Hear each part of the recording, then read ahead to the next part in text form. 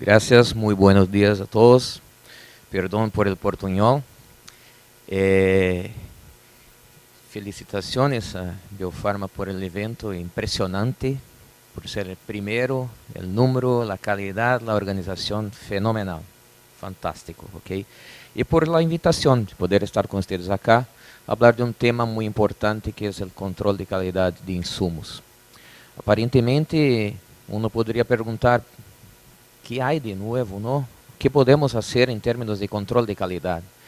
Pero insumos son absolutamente la clave de todo el suceso. Y lamentablemente no es matemática, es biología. Entonces, todo el tiempo tenemos cambios en los insumos. Y aparte de eso, hay un otro punto muy importante que normalmente nos olvidamos porque son insumos de los más distintos orígenes. El insumo que más necesitamos para producir aves, cerdos, es un insumo que casi siempre nos olvidamos. Nosotros en Brasil estamos ahora muy focados en este tema. ¿Qué insumo es este? Agua. Parece que la agua no tiene importancia, pero es fundamental por muchas y muchas razones. ¿Okay? No solamente por la sede del animal, pero porque en aves específicamente tiene un papel muy importante el control, la termorregulación, todo más. Es importantísimo. ¿Okay? Y además la escasez, ¿no? Tenemos que acordar que los tiempos están cambiando, el clima está cambiando y no sabemos por cuánto tiempo seguimos teniendo agua en la cantidad que tenemos, en la homogeneidad y disponibilidad también. Este año es un año que está lloviendo mucho, entonces es atípico, pero normalmente. Bueno, entonces vamos a empezar con el tema control de calidad. Es muy importante, ¿no? Porque ayer y en muchos momentos hoy voy a tocar de algunos temas que los colegas presentaron ayer. Klein hablaba de los costos, ¿no? Y de la contribución de la materia prima. La materia prima representaba 94, 95% del costo del alimento, ¿no? Básicamente 5% se quedaban con proceso y logística. Bueno, entonces cuando miramos a eso, tenemos que comprender de que en una dieta, acá debe ser muy parecido, tenemos básicamente maíz y soya como la base de la dieta. Pero muy poco esa es la mi percepción, que se habla sobre calidad de estas materias primas. ¿Okay? Estamos mucho más focados en enzimas, en minerales, en vitaminas, en otras cosas más, cosas chicas. Pero la gran base son es maíz y soya. Y eso representa en términos de costo mucha plata. Casi 70% del costo, claro que acá debe ser un poco distinto, pero en torno del 70% del costo del alimento, o sea, de los 95% que Klein hablaba ayer, 70% aproximadamente viene de la soya y del maíz. Y más unos 10% de la fuente de grasa, que puede ser la más distinta posible, de origen animal o vegetal. Entonces, tenemos que enfocar en eso. Eso es importante. Y además, eso no son productos sintéticos, como por ejemplo un aminoácido, que tiene una síntesis química donde se ingresa con tantos kilos de un producto y se genera tantos kilos de otro producto. Ahí estamos hablando de clima, ahí estamos hablando de genética del grano, de fertilidad del suelo, de todo, del almacenamiento, todo más. Entonces es muy importante. Entonces, si miramos una dieta de levante de pollos, por ejemplo, buscamos como energía 350, la proteína cruda es variable, pero normalmente estamos ahí muy próximos entre 20 y 22%, y los aminoácidos necesarios. Y acá tenemos la contribución de las materias primas como maíz, harina de soya, harina de carne y huesos y harina de plumas, por ejemplo. Y cuando somamos eso, constatamos que, por ejemplo, en términos de energía metabolizable, 60% viene del maíz. Bueno, eso tiene que ser importante, no podemos olvidar eso. 60% viene de una sola materia prima, maíz. Y pregunto a ustedes, en realidad tenemos dominio, control en nuestras compañías sobre el tema energía de maíz. Sabemos en este momento cuál es la energía metabolizable de maíz que estamos utilizando en el proceso este momento o ayer. Sabemos el valor de mañana. No tenemos esta información. Entonces, es un punto muy delicado, ¿no? Estamos buscando, por ejemplo, con enzimas, ganar 30 kilocalorías por kilogramo. ¿Correcto? Es la contribución de energía de una enzima. Y discutimos eso, tenemos inseguridad, pero no sabemos siquiera cuánto es en realidad la energía de una materia prima que representa 60%. Y la soya 21%. En proteína cruda es al revés. Es al revés. Tenemos como 60% de la proteína cruda por consecuencia de los aminoácidos viniendo de harina de soya y en torno de 17-18% viniendo del maíz. Entonces estamos hablando de 80% de la proteína que viene de estas dos materias primas. ¿Qué tenemos que tener en nuestra planta? El perfecto control o el mejor control posible y conocimiento sobre maíz y soya. Son 80%. ¿Correcto? Eso es importante. Tenemos que ser especialistas en caracterizar estas dos materias primas. Bueno, uno podría decir, mira, maíz, soya es soya, y no es verdad. Es muy variable. Entonces, al final tenemos eso. La base de la nutrición, desde el punto de vista de energía y de proteína cruda, en promedio 80% viene de estas dos materias primas. Entonces, esa es la prioridad. Ahí tenemos que mirar. Y buscar herramientas que nos permitan caracterizar una materia prima, segregar una materia prima y utilizarla de la mejor manera posible. El restante, sí, vamos a hacer con aminoácidos sintéticos, agregando grasa para elevar el nivel de energía. Pero esta agregación viene en segundo plano, porque primero tenemos que conocer eso.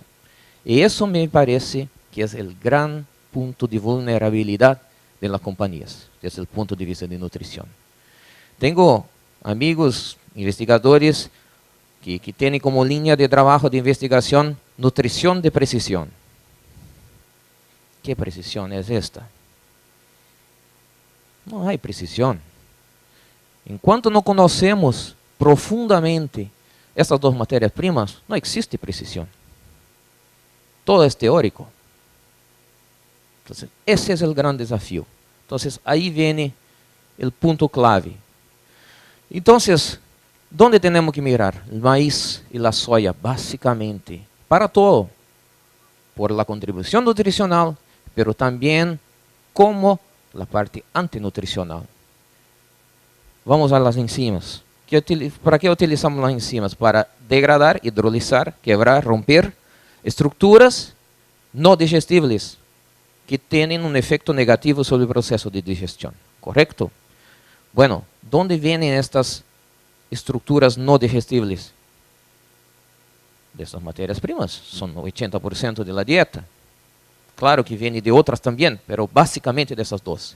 Entonces, también no conocemos los factores profundamente, específicamente antinutricionales y la variabilidad.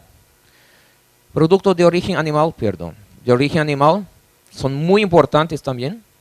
Y al final vamos a hablar un poco de carbonatos, que ayer fue un tema muy interesante ahí con el tema de la acidificación y granulometría del carbonato y la parte de metabolismo de calcio y fósforo. Bueno, una cosa que yo aprendí es que todo lo que ingresa en una planta sale. El secreto es que no ingrese. Si no está bueno, que no ingrese.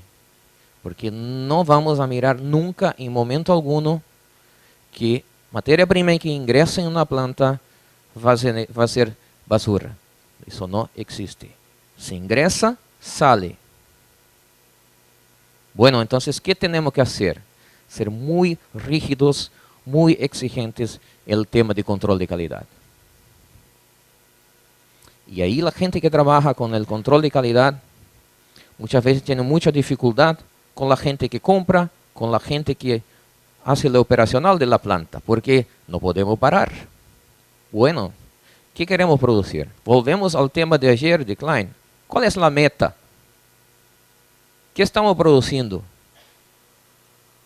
¿Tonelada de algo por hora o mensual? ¿O queremos combinar un montón de nutrientes de una forma muy bien dosada, calibrada, para atender los requerimientos de un animal? Eso es importante. No son toneladas de alimento, pero sí es con qué uniformidad estoy produciendo ese alimento. Eso es el concepto de calidad. Entonces, y eso es muy difícil de practicar. Incluso tuve en algunas situaciones, el dueño de una planta me llama, mira, estoy acá con un problema, tengo una materia prima, pero no estoy de acuerdo con los estándares. ¿Qué hago? Mi amigo, ¿quién es dueño de esta compañía? ¿Soy yo? No, la decisión es tuya. Pero, ¿qué primas? ¿Calidad o cantidad? Es una decisión muy difícil. Y lamentablemente, comprendo todo el otro lado. Tengo amigos que trabajan en compañías también. La compañía no puede parar. Entonces, es una ecuación muy difícil de organizar. Toxinas, microorganismos, muy importante por el tema incluso de seguridad de los animales y de la seguridad alimentaria. Oxidación, factores antinutricionales son puntos muy importantes en términos de calidad de materia prima. Uno podría decir, mira, está todo sob control. Pero para mí, 75% de los problemas que tenemos observado en el campo tienen básicamente origen en estos tres puntos. O son toxinas. Mira, hablar de micotoxina en 2015 puede ser algo un tanto cuanto ultrapasado, ¿no? Viejo. ¿Qué pasó en los últimos años? El perfil de micotoxinas cambió, el grano. Hoy tenemos básicamente grano con fumonicina, no tenemos más aflatoxina. Eso cambió en 15 años. 50% del maíz tiene fumonicina. Entonces, ¿cómo podemos no hablar de eso? Tenemos que seguir hablando y comprender cómo manejamos este riesgo para obtener los niveles de producción que tenemos como objetivo, como meta. Los microorganismos son muy importantes también. Los temas de salmonella, todo más, y la oxidación. Eso representa 75% de los problemas que observamos en el campo. Bueno, otra cosa. El problema no empieza cuando el camión ingresa en la planta de alimento. Es biología. La cosa empieza ahí, cuando cosechamos granos. Eso es importante. Y lamentablemente, creo que acá también no es muy distinto, pero creo que ustedes están mejor que en Brasil. En Brasil, por ejemplo, 70% del grano del maíz que se cosecha no tiene capacidad de acopio. Se queda al tiempo. 70%. ¿Cómo se explica eso? En un país que tiene una cantidad de área productiva, que tiene su agronegocio como su base económica, no tenemos capacidad de acopiar maíz. Eso es una cosa. Pero tenemos mucha cosa buena, tenemos la fútbol, tenemos la Copa del Mundo, todo eso tenemos. Gastamos no sé cuánto en estadios para jugar al fútbol y no tenemos plata para invertir en silos. Esas son las cosas políticas, ¿no? Entonces, eso es importantísimo. No sé cómo está acá, pero el proceso de acopio es fundamental. El maíz viene del campo con sus características dependiendo del ambiente, de la fertilidad y todo más. No existe maíz no contaminado. En torno aproximadamente 70% de todos los granos que se cosechan tienen hongos. Eso es biología. Hay hongos, eso es natural. El tema es, ¿el hongo tuvo o no tuvo oportunidad para desarrollar, producir micotoxinas? Y no son solamente las micotoxinas. El hongo es un ser vivo y como tal consume nutrientes. Y estos nutrientes hacen falta para el pollo, para la ponedora, para el cerdo, para el vacuno. Y no es poco, es muy significativo. Puede representar 1% de pérdida de la grasa. Significa 10 kilos de grasa por tonelada que se fueron por el consumo del microorganismo. Eso es importante. Bueno, entonces, micotoxinas, foco, condiciones de cultivo, secado y almacenamiento fundamental. Este concepto, no sé cómo ustedes están manejando eso, pero eso tiene que tomar parte del proceso de control de calidad, que es actividad de agua. No podemos seguir hablando de humedad. Humedad es algo muy poco específico. Y esos equipamientos son equipamientos accesibles y nos dan una información muy importante. ¿Qué información? Es cuánto de la humedad está disponible para la actividad de los microorganismos. Eso es importante. No importa el total de agua. Si esta agua no está disponible para el microorganismo, todo bien, no hay problema. Pero si está disponible, ahí sí tenemos un riesgo. Y es muy variable, no existe una correlación entre humedad y actividad de agua. Y eso es un tema para 2 horas de charla. Eso explica mucho de los problemas. ¿Por qué tenemos problemas de condensación dentro de silos? ¿Por qué tenemos placas dentro de silos en una parte del silo y no en la otra parte del silo? Todo eso se explica por la actividad de agua. Es algo muy interesante, simples, importantísimo. Segregación. Otro gran error. Normalmente quien consume el grano no lo acopia. Y quien hace el almacenaje no lo produce. Tenemos básicamente tres anillos ahí en la cadena de producción. El productor, el almacenador y el consumidor. Y el mayor interesado es el consumidor, porque el consumidor necesita no es cantidad, es calidad. Y el almacenador vende cantidad y no vende calidad. Bueno, tenemos claramente un choque, una divergencia de interés acá. Entonces es muy importante que se tenga una muy buena relación y muy buen control de calidad sobre el maíz que ingresa en la planta. Eso puede se dar con auditorías, con visitas, con una conexión más técnica, pero eso tiene que ser muy bien tratado. Lo que se observa es que cuando una empresa debería segregar las fracciones, los granos partidos, cambian las zarandas y agregan un montón de partes de granos partidos en el grano entero perfecto.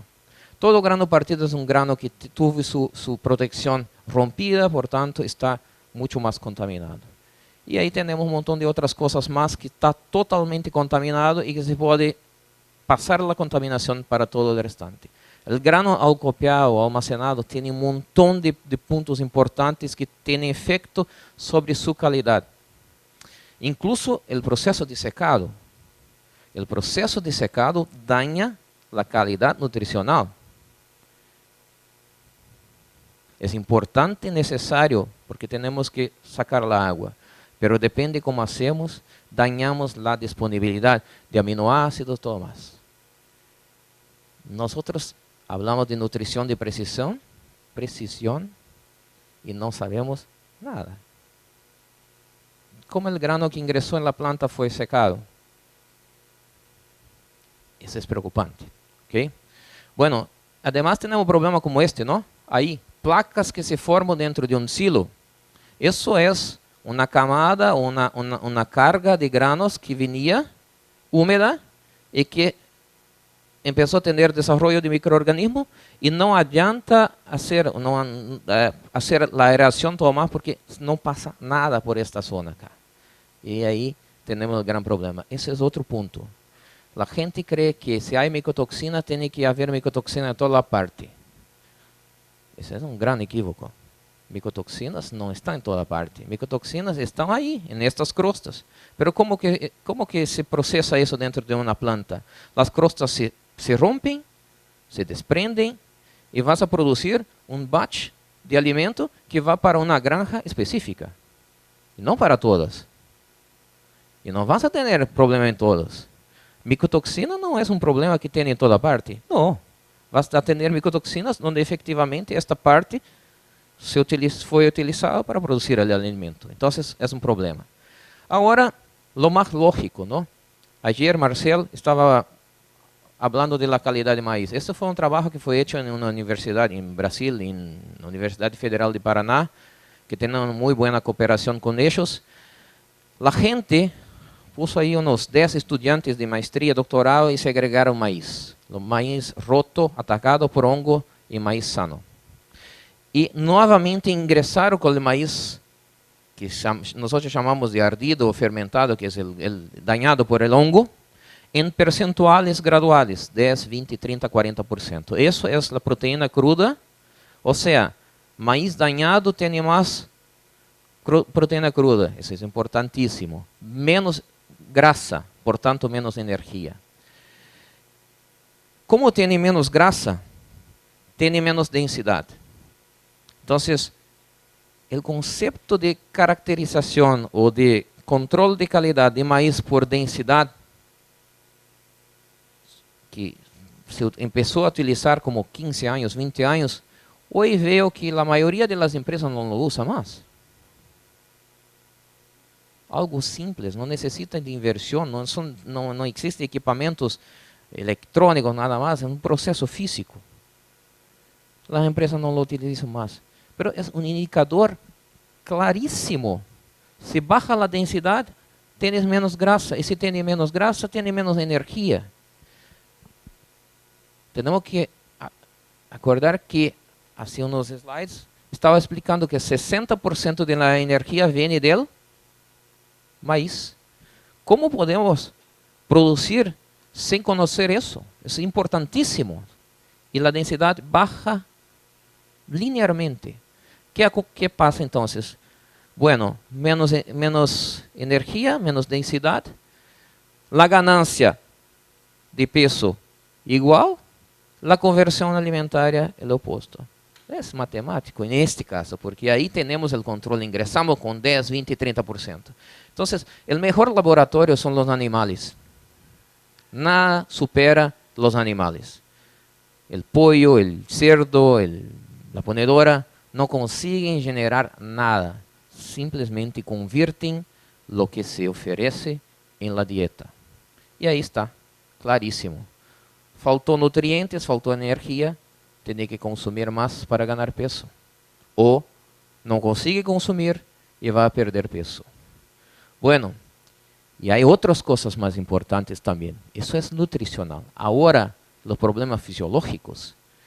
Más granos dañados, mira, la altura del vilo baja y la profundidad de cripta se incrementa. Lo que significa que tenemos un segundo problema.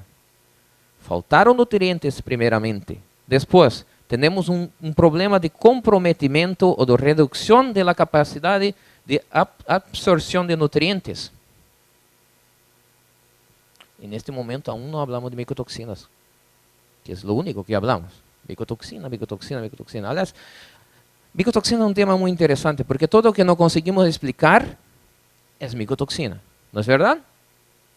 Bueno, no sé qué pasa. Micotoxinas. Bueno, buena argumentación. Bueno, ahí está la profundidad de cripta, entonces, de los granos atacados por hongos, y ahí está la cantidad de fumonicina, B1, B2, vomitoxina y zearalenona. Mira, es lineal y no tenemos aflatoxina prácticamente más. Probablemente eso está asociado con el tema de los granos transgénicos, todo más. ¿Ok? Algo cambió. Entonces, clarísimo, tenemos ahí un incremento de las micotoxinas. Eso puede ser una de las causas de los daños del intestino. Ahí tenemos la extrusión de los vilos por micotoxina. Eso todo se conoce. El difícil es traer eso para dentro de una planta. Otra cosa importantísima, ese es el equipo que más rápidamente se paga en una planta. No sé, Klein está acá, puede ser que me diga, no, la molienda es más importante, no sé, pero la segregación es fundamental. Estos equipos no tienen mucho recurso tecnológico, no hay nada electrónico acá. Es básicamente una segregación física. El costo para mantener eso es bajísimo. Y eso es fenomenal, porque acá se segrega una materia prima con base en su peso, su densidad. ¿Por qué eso funciona? Porque sabemos que si la densidad baja, baja la grasa. Consecuentemente, con un equipo como este, tenemos posibilidad de cambiar o convertir una única materia prima en 3 o 4 distintas materias primas y utilizar cada una de una manera específica. Eso se hace muy, muy, muy fácilmente y más, se paga de una manera muy rápida. Ahí tenemos una muestra de granos. ¿Qué tenemos que observar acá? Granos partidos y ahí están mirando los granos atacados por hongos, dañados por hongos, ahí, esta color ahí, los cambios, ahí, ok. Bueno, cuando se pasa por un sistema como este, segregando el maíz acá, mira, eso es fundamental. Y con eso sí se puede direccionar, porque, por ejemplo, las reproductoras, que tenemos que poner lo mejor de la materia prima, porque si no, ¿cómo vamos a empezar con las reproductoras intoxicadas? Entonces, si la compañía puede hacer eso, es fundamental, porque con eso se sabe que las fracciones de densidad alta, elevada, intermediaria o baja, tienen percentuales de rompidos, de dañados por hongos distintos, y impurezas distintas, materiales extraños distintos. Y eso es importante porque refleja en los niveles nutricionales. Y no es poco. Mira, si tenemos una materia prima con densidad alta para pollos con 15 hasta 19 días, la energía sale de 3.308 hasta 2.930. Completamente distinto. 60% de la energía viene del maíz. Bueno, si viene de este, oeste, es completamente distinto. Y cuando el pollo está con una edad más adelantada, se cambian nuevamente los números. Entonces, mira cuánto tenemos ahí de oportunidad para explorar. Y estamos hablando de nutrición de precisión. No sé, unos 50 años más puede ser. Pero por ahora no. ¿Ok? Nosotros tenemos una tabla nutricional para pollos hasta 21 días o 20 días y después. No. ¿Cómo formulamos la dieta? La energía es única. Todo es único. Pero es distinto para los animales con mayor o menor maturidad fisiológica. Mira, deberíamos tener tabla de composición nutricional para cada edad. Entonces, mira, ¿cuánto hay para explorar? Bueno, acá están las micotoxinas, densidad alta, intermediaria o baja. Mira, está directamente relacionada, en este caso tuvimos aflatoxinas, tricotesenos, ahí. Es importantísimo. Pero no vamos a hablar solamente de la parte que es crítica, que son las micotoxinas en los hongos. Vamos a asumir que no tengamos micotoxinas, no tengamos hongos. ¿Qué pasa con el maíz que ingresa en una compañía? Ahí tenemos 2000 y pico muestras donde se analizó, ahí viene el NIR con un potencial fantástico, donde se analizó estas 2000 muestras en 2013 y acá tenemos toda la composición del alimento. Eso es el nivel de energía de maíz. Cuando uno mira esto, permite que se comprenda por qué algunas veces los datos son no muy estables en el campo. ¿Y qué es calidad? Es homogeneidad, uniformidad. Bueno, ¿cómo vamos a tener calidad del alimento con una variabilidad tan grande de la materia prima? Eso para proteína cruda, lo mismo. Mira, tenemos básicamente 3 niveles de proteína cruda en maíz. Y esas partes bajas acá. ¿Qué hacemos en este caso? ¿Tenemos conocimiento de eso? Corregimos. Muchas veces es mejor no conocer, ¿no es? Porque es más un problema. ¿Ok? La grasa,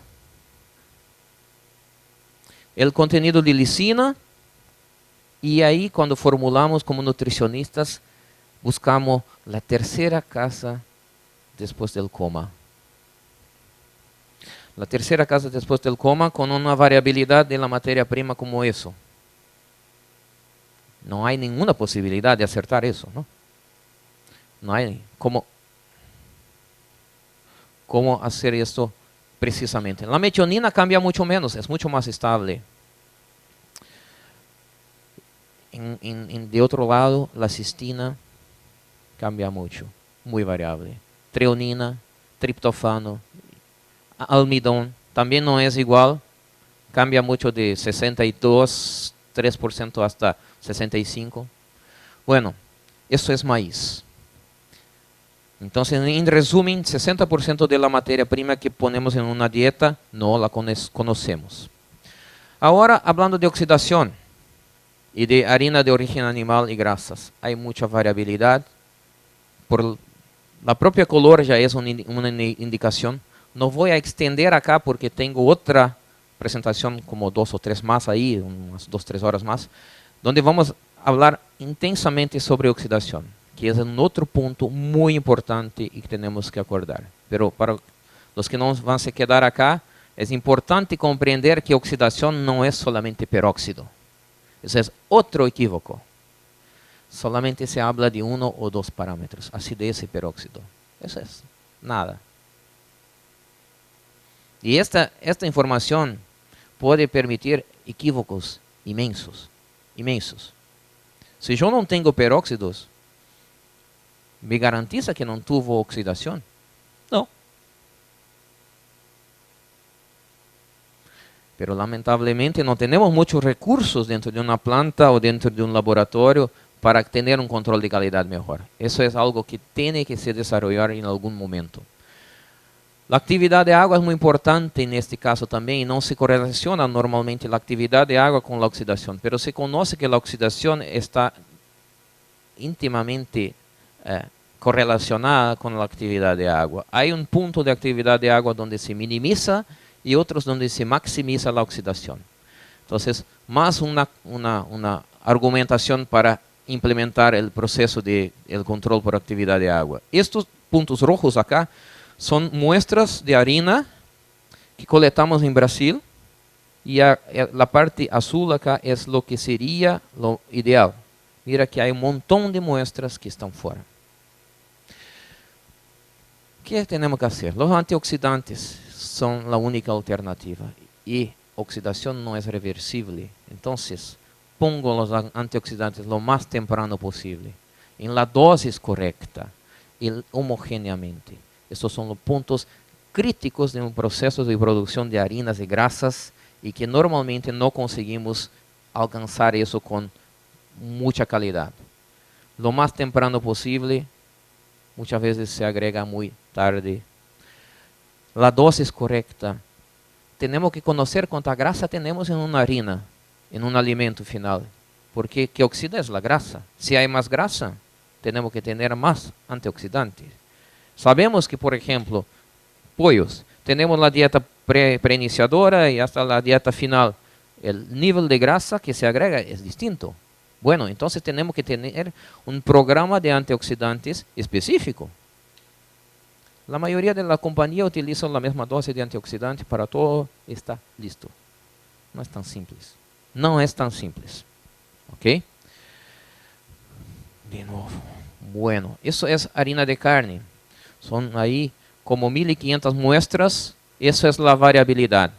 ¿Cómo hago una nutrición con calidad con estos cambios y esta variabilidad inmensa? Eso es la realidad. Tenemos que trabajar en esta perspectiva. Pero ese es el desafío que tenemos nosotros, es cambiar eso y aprovechar todo lo que tenemos. Y los factores antinutricionales ahora vienen asociados con el concepto de uso de proteasas y todo más. Puede ser un camino. No sabemos exactamente qué va a pasar, qué va a acontecer, qué va a ocurrir. Pero sabemos que los inhibidores de tripsina están básicamente controlados hoy por el proceso y la calidad de las plantas de procesamiento de soya y todo más. Las hemaglutininas, las lectinas, aún siguen una oportunidad.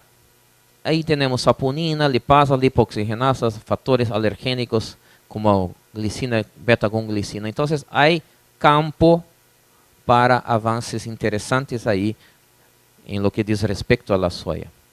Es importante saber que en la soya hay en cada 1 kilogramo en torno de 30 a 50 miligramos de inhibidores de tripsina. Y que un buen tratamiento térmico degrada entre 80 y 90%, pero aún se queda 20 o 10%. ¿Okay? Estos 20 o 10%, 10 o 20% es que son importantes para nosotros. Y ahí trabajamos con la perspectiva de controlar o manejar los niveles de actividad de ureasa, que es la medida más común en las plantas. Y eso depende básicamente de los procesos que tuve la soya anteriormente, específicamente el calor. Pero el calor puede dañar también la parte que es más sensible a la temperatura. Entonces, tenemos que estar muy conscientes de que la ureasa es importante, pero la solubilidad también es importante. Y, bueno, eso no es nuevo, pero lo que tenemos como información es que hay un cambio y hay mucha observación que los niveles de ureasa hoy están buscando niveles mucho más bajos que antes. Por ejemplo, antes se hablaba en punto 20 de ureasa, no se utiliza más. Lo que se busca hoy es como punto 0,5. Y la gente que trabaja más en el campo correlaciona eso con tránsito rápido. Siempre cuando hay una incidencia de tránsito rápido, una de las posibilidades es que la ureasa esté más elevada.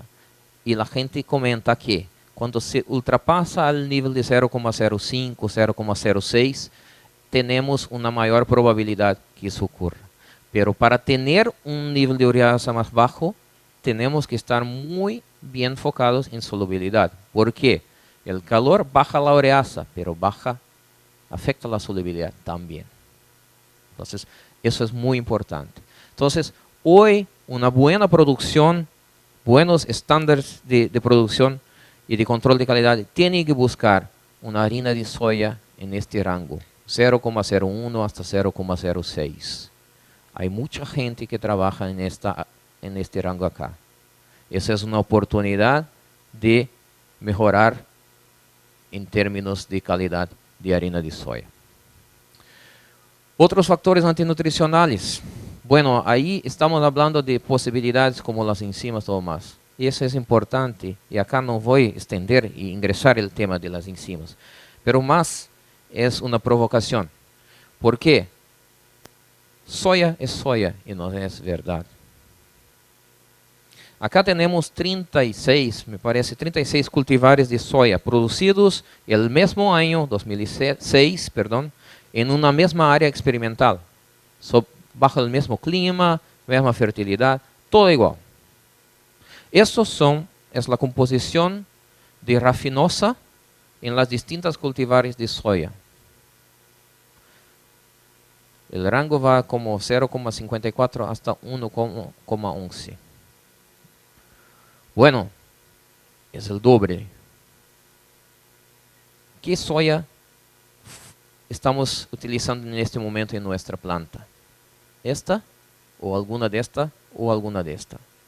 Eso tiene una repercusión en términos de performance, en términos de calidad intestinal, de tránsito rápido, eficiencia alimentaria, todo más. Entonces, eso es una oportunidad. Estaquiosa, mira, 1,88 hasta 3,14. Estamos hablando de soyas producidas en la misma época, mismo clima, mismo suelo, misma fertilidad, todo igual. Imagina cuando cambiamos de zonas, de fertilidad, todo más. Eso debe ser mucho mayor. Sí. Entonces, es muy importante que se considere eso. Incluso el ácido fítico, fitasa, que degrada el ácido fítico, ¿no? El fitato. Es un rango muy considerable, 0,93 contra 1,33. Entonces, eso todo son oportunidades para el futuro. 2.400 muestras analizadas. Ahí tenemos la energía. Mira cómo es variable. ¿Qué hacemos como nutricionistas? Utilizamos el valor ahí como la línea roja, pero mira cuántas veces estamos acima y abajo. El proteína cruda. ¿Qué tipo de promedio utilizamos? Balizamos por acá. Tenemos un poco más de coraje. ¿Qué hacemos?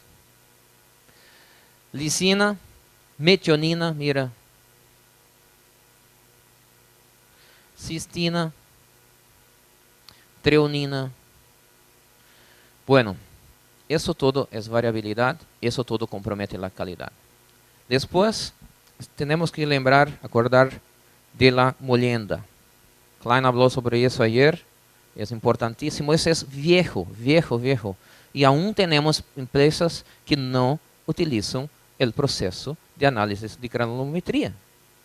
No necesita nada sofisticado, no necesita de nada muy electrónico. Una báscula y zarandas. Es importantísimo. Eso puede representar, por ejemplo, en un cerdo 25 kilos de consumo más o menos de alimento por una molienda mal hecha. Para que tengan una idea.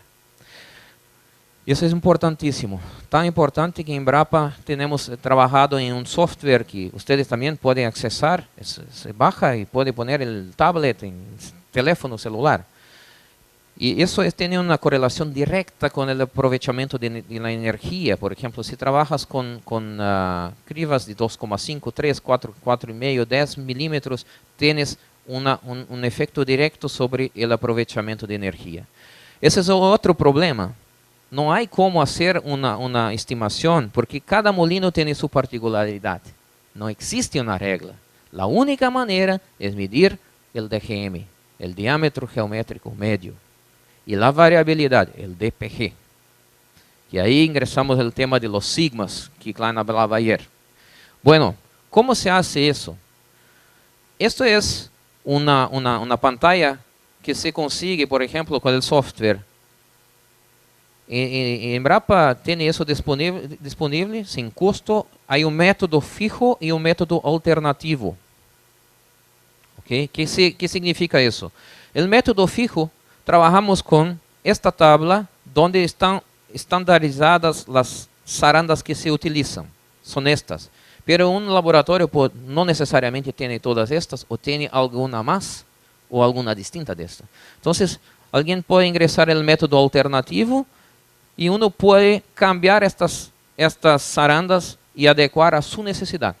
Y con eso se hace la vibración, la segregación, se pone cuánto que se retiene en cada zaranda y finalmente se tiene la información. Esto es el DGM, 630 micras, Y acá tienes el desvío padrón geométrico, 2,03 en este caso, y acá una interpretación para cerdos y para aves, lo que es el resultado, el mínimo aceptable, el máximo aceptable, y así para cada especie. Entonces, es algo simples, muy simples, pero las compañías no utilizan eso. Es impresionante, impresionante. Y tiene como, esa es como sale en el tablet, en el smartphone, ahí, ¿ok? Bueno, para finalizar, carbonato de calcio. Ayer, Rosalina estaba hablando sobre el carbonato de calcio, la granulometría. En Brasil hemos trabajado con eso también y hemos empleado la misma lógica, la granulometría que se utiliza para granos. Acá tenemos tablas con más de 24, hay en realidad 26 muestras que analizamos. Esto es el DGM, o sea, el diámetro geométrico medio, y esto es el DPG. Bueno, entonces tenemos carbonatos muy gruesos, otros muy finos, harinas. Y tenemos entonces, se cambió eso, por ejemplo, carbonatos con 2000 DPG, 300 y todo más. Estas son las fotos de los carbonatos que evaluamos. Mira, hay unas muestras que son como si fueran piedras y hay distintos tamaños. Ahí está el DGM y el DPG de cada muestra. Bueno, eso no es nuevo. ¿Ok? Eso es cuando se pasa por el proceso de granulometría, lo que se retiene en cada zaranda. ¿Ok? Hay de todo en una muestra. ¿Ok? Una idea. Más imágenes de las muestras. Trabajamos con estas zarandas acá, la abertura, y calculamos los DGMs y todo más. Pero por el tiempo, me voy directo a lo que me interesa en este tema, que es lo siguiente. DGM y solubilidad y nivel de calcio. Para eso utilizamos carbonato, para agregar calcio a la dieta. Tenemos variabilidad en las fuentes de carbonato de 31% hasta 38%, como la tercera muestra. Eso es mucha cosa, ¿no? Mucha variabilidad. Y la solubilidad es muy variable. En teoría, granos más grandes, partículas más grandes son menos solubles. Eso es verdad. Pero lo que sorprende es que eso es la curva de solubilidad, ahí está. Cuanto mayor el tamaño de la partícula, más baja es la solubilidad. Ok. Pero lo que sorprende es cuando uno mira esta primera parte de las muestras que están o que tienen una granulometría baja, como 500, 600 micras. Mira la solubilidad. Hay algunas muestras que tienen menos de 30% de solubilidad, aunque sean harinas o muy pequeñas. Y la pregunta es, ¿cuál es la solubilidad del carbonato que ustedes están utilizando en la planta hoy?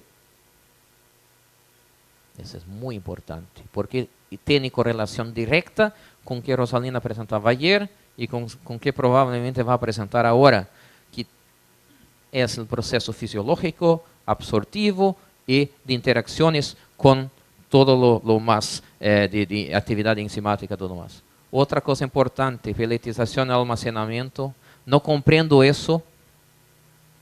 Los silos externos en el verano llegan a 60 grados. Y estamos hablando de oxidación, de antioxidante, todo más. Y cuando se pone o se expone el alimento a una condición de altísimo desafío. Entonces, todo es calidad. Y cuando se va a una granja, se mira eso. Ahí se va la calidad. Eso es un alimentador para cerdos. Entonces, ahí se pierde mucho. Y no se olviden de la agua, que es el insumo más importante y más volumoso que se necesita para la producción. Bueno, creo que agregué algo al conocimiento de ustedes. Agradezco mucho más una vez, una satisfacción inmensa. ¿Okay? Tenemos muchos desafíos, pero eso es que hace con que la cosa sea emocionante, ¿no? Porque si todo fuera simple, no tiene gracia, ¿no? ¿Ok? Gracias. Buenos días. Buenos días. Primero quiero saber, urgente, la aplicación del Calc para hacer la granulometría, si se puede bajar gratis, me dice Si usted. baja gratis, ingresas en el website de Embrapa, ¿ok? Y si baja gratis, ponga tu nombre ahí con tus datos y se baja inmediatamente. Y Perdón por la interrupción, pero hay un problemita para bajarlo.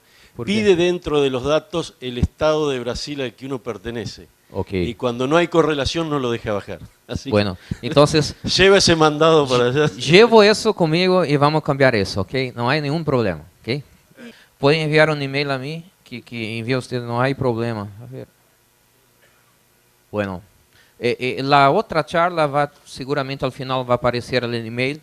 Me envían un email y envían ustedes el aplicativo. Pero es algo muy simple y funciona muy bien. ¿Ok? Si usted tuviera que elegir qué hacer en un laboratorio de campo, digamos, en una fábrica, ¿sería el granulómetro, solubilidad, densidad? Densidad. ¿Qué sería otra cosa que sea simple, que tenga buenos resultados, digamos? Bueno, son cosas más complejas que tendría que ser algo correlacionado con la calidad oxidativa. Pero ahí estamos hablando de hacer una inversión. Probablemente yo invertiría plata en análisis de TBA, ácido tiobarbitúrico, ¿ok? Que te da una información más precisa de la realidad oxidativa de una materia prima. Vamos a hablar sobre eso en dos o tres charlas más, específicamente sobre análisis de oxidación. Pero es importante, muy importante, ¿ok? Pero densidad, granulometría, solubilidad y probablemente la otra sería TBA, ¿ok? Muy bien, una última pregunta, Willy. Ahora viene la pregunta complicada. Me pareció muy ilustrativo las imágenes de variabilidad en los gráficos. Sí.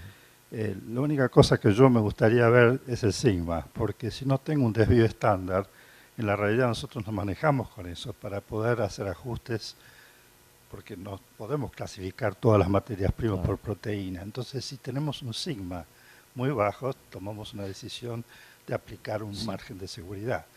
Entonces me da la impresión de que en muchos de estos casos los sigmas eran muy bajos. Sí. Por lo tanto, uno diría que los ajustes están en relación con el sigma. Sí, está Entonces, correcto. Sería lindo, interesante ver cuál es el sigma en todos los Sí, casos. sí. Batería más del promedio y en el gráfico, que es un problema de escala finalmente, ¿no? Claro, claro. Sí, en realidad, si fuera tan, digamos, extremo así, las pérdidas serían mucho mayores, ¿no? Pero para mí, una cosa que viene y no hay como no se incluir en el proceso es el NIR en el proceso de producción. Ese es el futuro. Por poner el NIR en línea, vas a leer la harina, vas a hacer el espectro, inmediatamente te genera la composición, se conecta con el programa de formulación y hace la corrección. Ya tenemos en Brasil unas 2 o 3 plantas operando experimentalmente con eso, pero en nivel industrial, y funciona muy bien. Y la tecnología viene con un precio cada vez más accesible. Y si uno pone ahí a calcular, se paga muy pronto eso. Muy pronto. Entonces, creo que esa es la tendencia. Pero estoy de acuerdo con usted. Sí, verdad. Correcto. Bueno, no tenemos más tiempo, le agradecemos al doctor Everton, lo vamos a tener en otra presentación muy interesante también. Y en nombre de Biofarma quería entregarle este presente como reconocimiento. Muchas gracias. Muchas gracias.